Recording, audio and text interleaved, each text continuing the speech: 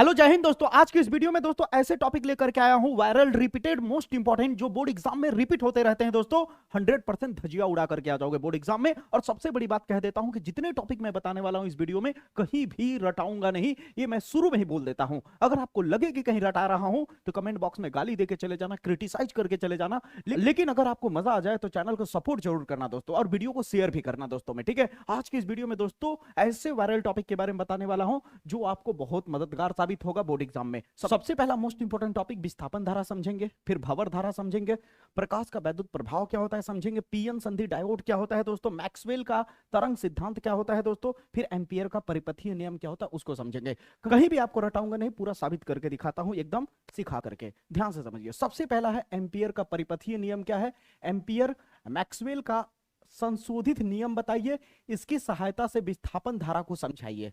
तो ध्यान से समझिए, एम्पियर का परिपथीय नियम तो आपने पढ़ा होगा, लेकिन एम्पियर के परिपथीय नियम का संशोधित रूप भी बोर्ड एग्जाम में पूछा जा सकता है, जैसा कि 2025 में पूछा गया है किसी न किसी सेट में, आप जाके चेक कर सकते हो, ठीक है। और रही बात विस्थापन धारा की, तो विस्थापन धारा अलग से भी पूछा जा सकता है। अब जो आप इन सारी चीजों को रटे होगे, आपका परसेप्शन बदल दूंगा सोचने का, बिल्कुल रटना नहीं पड़ेगा। सबसे पहले हम यहाँ पे समझेंगे विस्थापन धारा क्या है, तब समझेंगे एम्पियर के परिपथीय नियम को। तो आइए स्टार्ट करते हैं। सबसे पहले विस्थापन धारा क्या है, देखो ध्यान से समझना। इसके बारे में जान रहे हो, संधारित्र के बारे में। संधारित्र किसे कहते हैं, दो प्लेट होता है इस तरह से, दो प्लेट होता है कुछ दूरी पे, और एक प्लेट पे हम लोग आवेश देते हैं। क्या करते हैं, एक प्लेट को आवेश देते हैं और दूसरे प्लेट को पृथ्वी से इस तरह से संपर्कित कर देते हैं, ठीक है।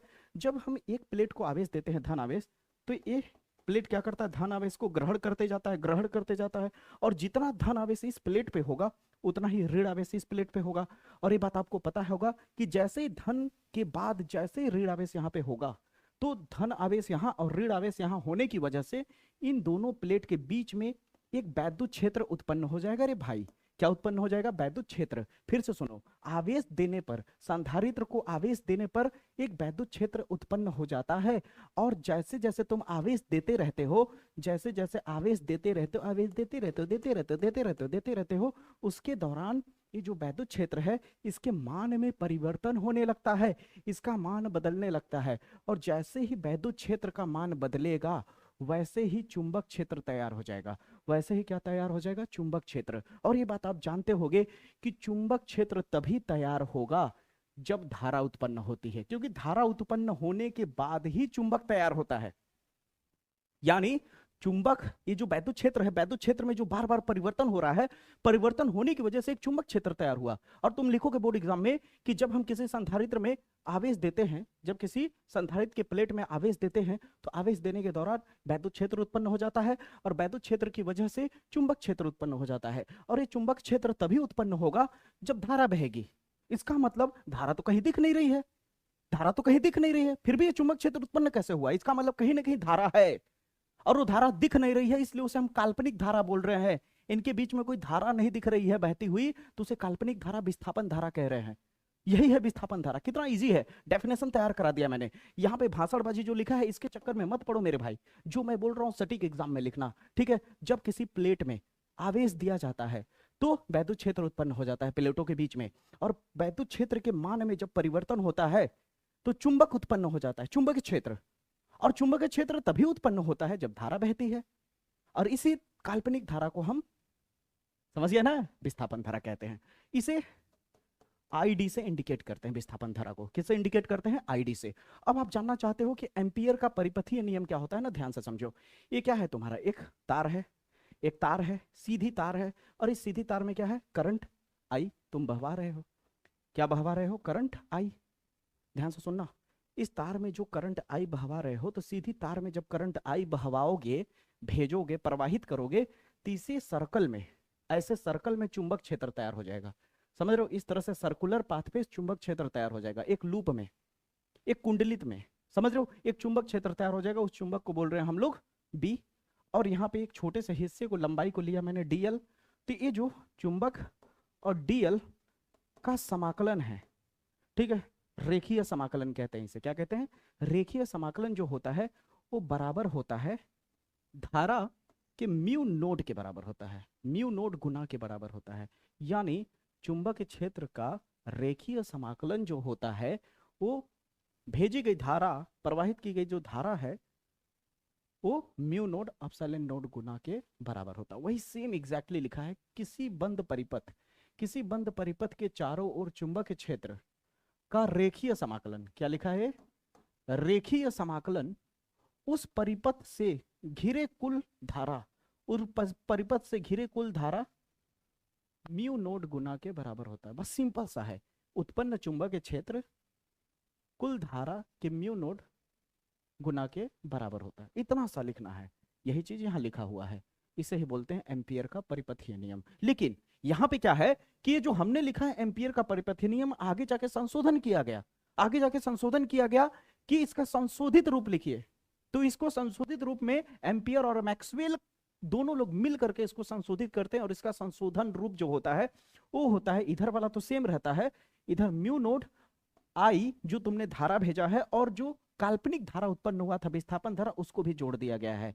तो ये होता है संशोधित रूप। समझ आई मेरी बातें? यहां तक क्लियर हुआ है नहीं? विस्थापन धारा भी समझाई दिया मैंने, मजा आया, क्लियर हुआ? अब चलते हैं अगले प्रश्न पे। अगला है भंवर धारा। भंवर धारा क्या होता है, ध्यान से समझो। इसके बारे में तुम जानते हो, इसके बारे में तुम जानते हो भैया, ये क्या है? नॉर्थ और साउथ। कहोगे चुंबक है सर। चुंबक से क्या निकलती है बताओ पहले, चुंबक से क्या निकलती है मेरे भाई? इस तरह से चुंबक से क्या निकलती है? बहुत सारी चुंबकीय बल रेखाएं निकलती हैं, बहुत सारी चुंबकीय बल रेखाएं निकलती हैं। अगर चुंबकीय बल रेखाएं बहुत सारी निकलती है मेरे भाई, तो जरा सोच के देखो, यहाँ पे मैं एक चीज बनाना चाह रहा हूँ। यहाँ पे मान लो चुंबकीय बल रेखाएं निकलती है, अगर मान लो यहाँ पे इस तरह से मैंने एक गोला बना दिया, सर्कल बना दिया, एक मान लो गोली है हमारे पास कोई, इस तरह से मान लो एक गोले में हमारे पास कोई प्लेट है। क्या है? प्लेट है। ध्यान से समझने की कोशिश करना, अगर सीखना चाहते हो तो पेशेंस रखो। अब इसको अगर मैं यहाँ पे ले आऊँ, यहाँ पे एक छोड़ दिया, बताओ कितनी इस व्हाइट वाले गोले के अंदर से कितनी लाइनें निकल रही है? तो कहोगे लगभग 2 ठो निकल रही है। अब कितनी निकल रही है? कहोगे 3 ठो निकल रही है। अब कितनी निकल रही है? कहोगे बहुत सारी निकल रही है। अब बताना अब कितनी निकल रही है? तो तुम कहोगे सर जी बार बार कभी ज्यादा कभी कम, कभी ज्यादा कभी कम, कभी ज्यादा कभी कम, यानी चुंबकीय क्षेत्र में परिवर्तन हो रहा है बार बार। जब चुंबकीय क्षेत्र यानी इस कुंडली के अंदर बार बार कभी लाइन ज्यादा जा रही है, कभी लाइन कम जा रही है, इसकी वजह से ये कह सकते हो कि चुंबकीय फ्लक्स को बोलते हैं फाई, चुंबक फ्लक्स में समय के साथ साथ बार बार परिवर्तन हो रहा है, और परिवर्तन होने की वजह से क्या उत्पन्न हो जाएगा? ई उत्पन्न हो जाएगा, और ई को बोलते हैं प्रेरित धारा। फिर से रिपीट कर रहा हूं, जब इसको चुंबक को आगे पीछे करेंगे तो इस वाले से कभी ज्यादा गुजरेगा, कभी कम, कभी ज्यादा कभी कम। इसकी वजह से क्या होगा? चुंबकीय क्षेत्र बोल लो या फिर बोल लो कि चुंबकीय फ्लक्स में परिवर्तन बार बार होने की वजह से प्रेरित धारा उत्पन्न हो जाता है। ठीक है, और जब ये प्रेरित धारा उत्पन्न हो जाता है ना, तो यही प्रेरित धारा कभी कभी क्या होता है कि कुंडली के रूप में यानी एक गोले में घूमने लगता है, इस तरह से सर्कुलर पाथ पे घूमने लगता है ये धारा। समझ आई मेरी बातें? ये धारा इस तरह से, जैसे मान लो सपोज दैट ये तुम्हारा कोई चालक तार है, ठीक है, तो चालक तार में धारा ऐसे न बह करके इस तरह से बहने लगती है धारा। समझ आई मेरी बातें? जब विद्युत धारा इस तरह से बहने लगती है, गोलाई में बहने लगती है, तो इसे बोलते हैं, गोलाई में बहने का मतलब होता है जैसे पानी में एक पत्थर डालो तो ऐसे नहीं, तरंगाग्र ऐसे गोले गोले गोले गोले ऐसे भागता जाता है इस तरह से, तो इसी को बोला जाता है भंवर धारा। यहाँ पे वही लिखा है कि जब किसी चालक में बदलते हुए चुंबक क्षेत्र, जब किसी चालक में जब चुंबक क्षेत्र बार बार बदला जाएगा, तो चुंबक क्षेत्र बदलने के कारण क्या उत्पन्न हो जाता है? प्रेरित वैद्युत धारा उत्पन्न हो जाती है, और वह चालक के भीतर गोल गोल चक्कर लगाने लगती है, गोल गोल चक्कर लगाने लगती है, और ये चक्कर लगाती हुई बहती जाती है, चक्कर लगाते हुए बहती जाती है, चक्कर लगाते हुए बहती जाती है, ट्वी इस तरह से। ठीक है, आगे भी बढ़ रही है और चक्कर भी लगा रही है। ठीक है, तो इसी धारा को भंवर धारा या फिर एडी करंट भी कहते हैं। ईमानदारी से बताओ समझ आया या नहीं? क्लियर हुआ? अगर यहां तक क्लियर हुआ तो अगला भी दहाड़ दोगे जो बताने जा रहा हूं, ध्यान से समझो।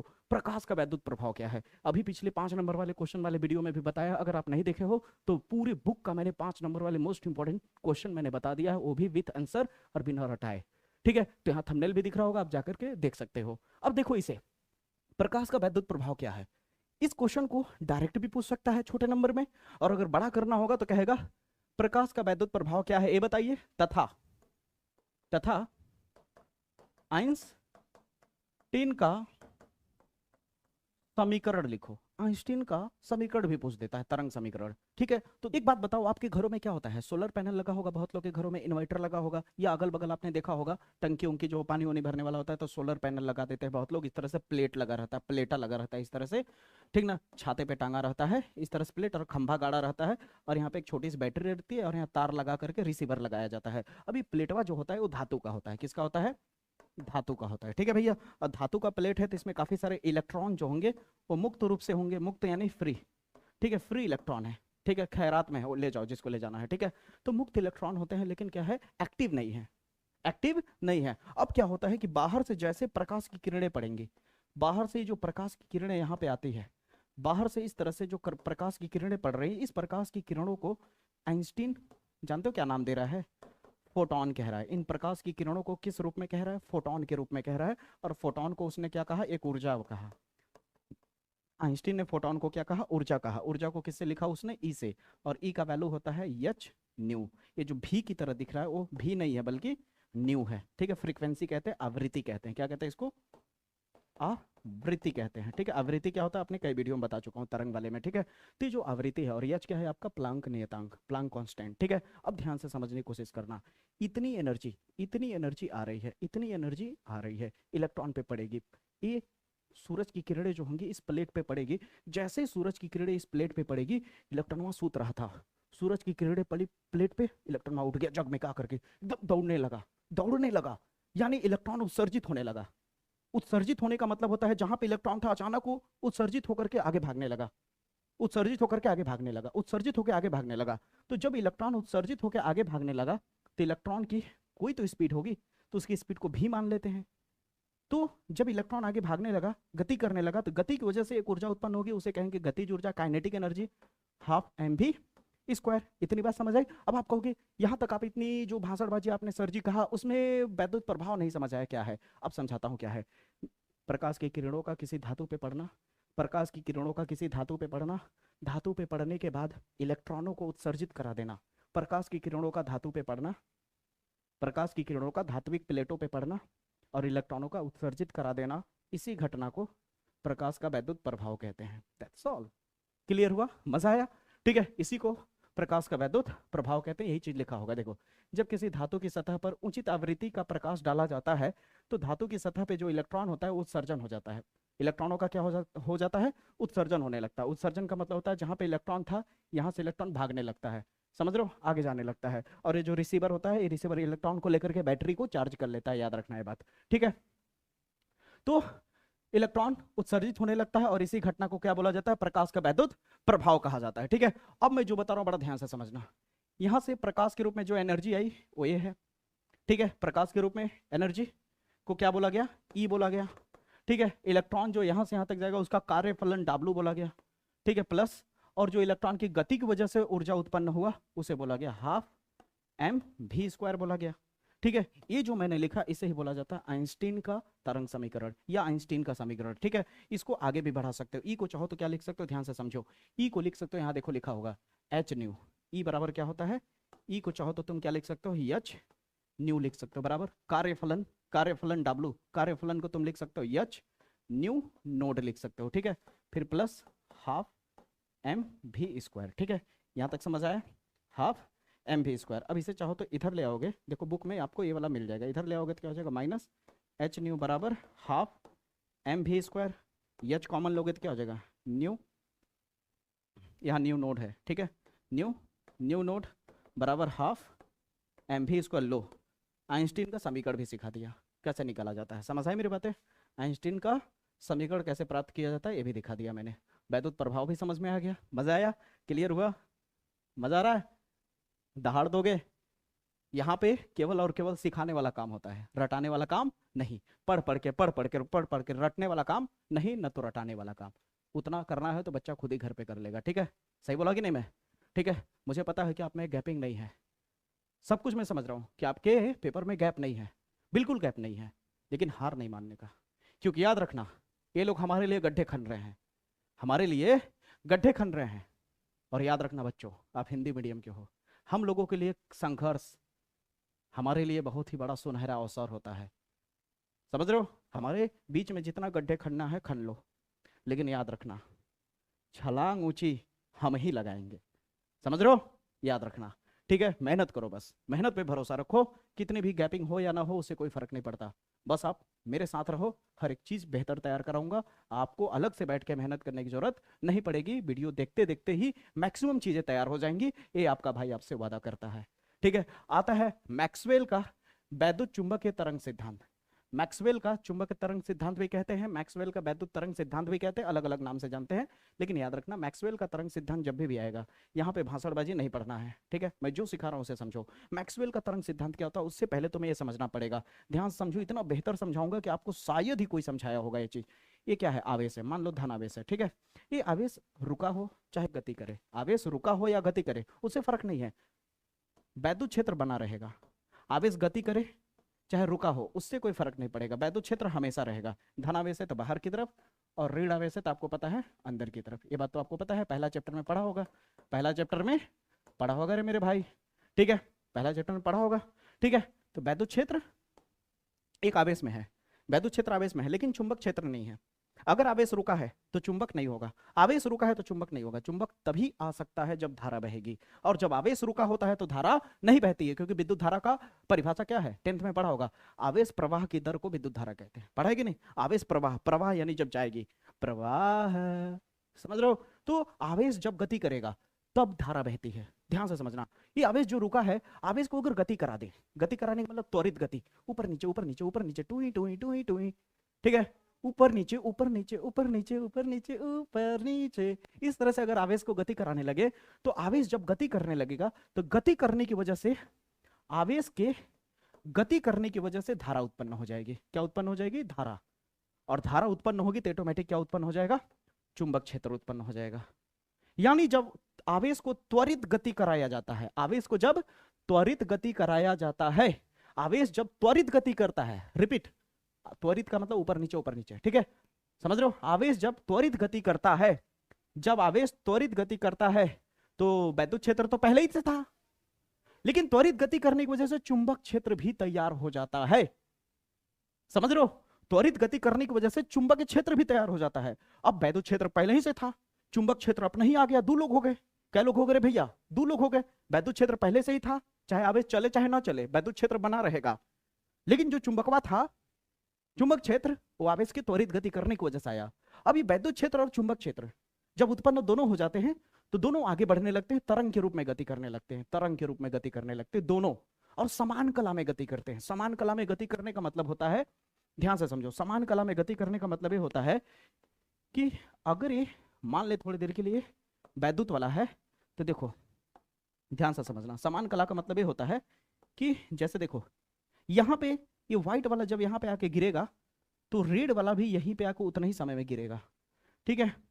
ये देखो समान कला में गति कर रहा है। समान कला में गति करने का मतलब होता है जिस समय ये टॉप पे है उस समय भी मैक्सिमम टॉप पे है, जिस समय दोनों मिल गए उसी समय दोनों मिल गए, यानी समान कला में गति कर रहे हैं। समझ रहे हो? जब समान कला में गति कर रहे हैं, याद रखना, लेकिन गति करते दौरान ये दोनों एक दूसरे के 90 डिग्री पे गति कर रहे हैं, ठीक है? दोनों कितने डिग्री पे? 90 डिग्री। इस तरह से दिख रहा है, आगे बढ़ रहे हैं लेकिन 90 डिग्री पे आगे बढ़ रहे हैं, टुई टुई आगे बढ़ रहे हैं लेकिन 90 डिग्री पे। और आगे बढ़ते दौरान ऊर्जा को एक जगह से दूसरी जगह स्थानांतरित कर रहे हैं तरंग के रूप में। समझ रहे हो? ये तरंग संचरण की दिशा, तरंग संचरण की दिशा है ये आगे की तरफ, समझ रहे हो?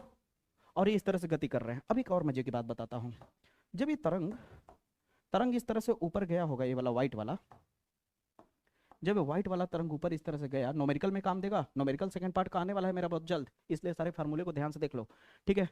जब ये इस तरह से ऊपर की ओर, तो इसका पीक वाला, पीक यानी सबसे हाइट कौन है? यही है ना मैक्सिमम हाइट इसकी। तो इस मैक्सिमम हाइट को बोला जाता है आयाम, आयाम, एम्पलीट्यूड कहते हैं अंग्रेजी में, और इसे ई नोड बोलेंगे। किसका है? वैद्युत क्षेत्र का है इसलिए। और ये जो चुंबक क्षेत्र वाला मैक्सिमम हाइट है इसे बी नोड बोला जाएगा, ठीक है? एम्पलीट्यूड किसका? मैग्नेटिक फील्ड का, ठीक है? अब इन दोनों का जब रेशियो निकाला गया, इन दोनों का जब भैया रेशियो निकाला गया, तो जानते हो कितने के बराबर आया आंसर? हर बार सी के बराबर आया। और सी क्या है आपका पता है? प्रकाश की चाल है भैया। अब प्रकाश की चाल कितना होता है? 3 × 10⁻8 मीटर पर सेकेंड होता है। अब आपके मन में आ रहा होगा ठीक है सर जी, आप तो एकदम अच्छे से समझा दिए कि क्या कहते हैं मैक्सवेल ने क्या बताया वैद्युत चुंबकीय तरंग सिद्धांत में, ठीक है, लेकिन अगर डेफिनेशन लिखना होगा तो मैं कैसे लिखूंगा? तो डेफिनेशन कैसे शुरू करोगे, ध्यान से समझो। जब किसी त्वरित आवेश को, ध्यान से समझना, जब किसी आवेश को त्वरित गति कराई जाती है तो एक धारा बहने लगती है। क्या बहने लगती है? एक धारा। और धारा बहने की वजह से चुंबक क्षेत्र उत्पन्न हो जाता है। चुंबक क्षेत्र उत्पन्न हो जाता है। यह चुंबक क्षेत्र विद्युत क्षेत्र के लंबवत आगे की तरफ तरंग के रूप में गति करता है। यह ऊर्जा को स्थानांतरित करने का काम करता है। यही बात मैक्सवेल ने अपने सिद्धांत में बताया। अब बताओ समझ आया? फार्मूला भी लिख दिया, कोई दिक्कत हो तो बताइए, थोड़ा भी दिक्कत हो तो बताइए भैया, कोई दिक्कत नहीं। अब आइए पी एन संधि डायोड की तरफ चलते हैं। अब पी एन संधि डायोड क्या है भैया? पी एन संधि डायोड क्या है? अब देखिए पी एन संधि डायोड क्या है, इसे जानने के लिए पी टाइप अर्धचालक क्या होता है, एन टाइप अर्धचालक क्या होता है, आपको ये बात बता देता हूं पहले ही, क्योंकि मैं घुमा फिरा के बात नहीं करता, सीधे सीधे फेस टू फेस करता हूं, कि इससे बेहतर समझने के लिए आपको अर्धचालक वाला वीडियो मेरा देखना ही पड़ेगा, क्योंकि आपको ऊर्जा बैंड क्या होता है समझना पड़ेगा। अर्धचालक, निज अर्धचालक, बाह्य अर्धचालक क्या है, पी टाइप एन टाइप क्या है, तब जाकर के पी एन संधि डायोड समझ पाओगे। लेकिन फिर भी कोशिश करता हूं कि तुम्हें समझ आ जाए, ध्यान से समझो, ठीक है। पी टाइप अर्धचालक जो होता है, पी टाइप का मतलब होता है positive, P for positive, positive से आया है पी। और एन टाइप का मतलब होता है निगेटिव टाइप, निगेटिव यानी ऋणात्मक अर्धचालक, निगेटिव टाइप। पी का मतलब पॉजिटिव टाइप, एन का मतलब नेगेटिव टाइप। नेगेटिव का मतलब होता है इलेक्ट्रॉन, ठीक है ना। मान लो ये सब, ये लाल लाल वाला जो है इलेक्ट्रॉन है, ठीक है। और जो गोला गोला है इसे याद रखना कोटर बोलते हैं। कोटर का मतलब रिक्त, रिक्त यानी खाली स्थान। यहाँ पे धनावेश है, ये मान लो व्हाइट वाला है धनावेशित और ये ऋणावेश, ठीक है। अब ध्यान से समझने की कोशिश करना, ऋण वाला क्या करेगा, इधर जाने की कोशिश करेगा, ठीक है। जब ऋण वाला इधर जाने की कोशिश करेगा तो इस पॉजिटिव को क्या कर देगा, भर के निगेटिव कर देगा, इसको भी निगेटिव कर देगा, इसको भी निगेटिव कर देगा। और ध्यान से समझना, ठीक है, बड़ी खास बात बता रहा हूँ।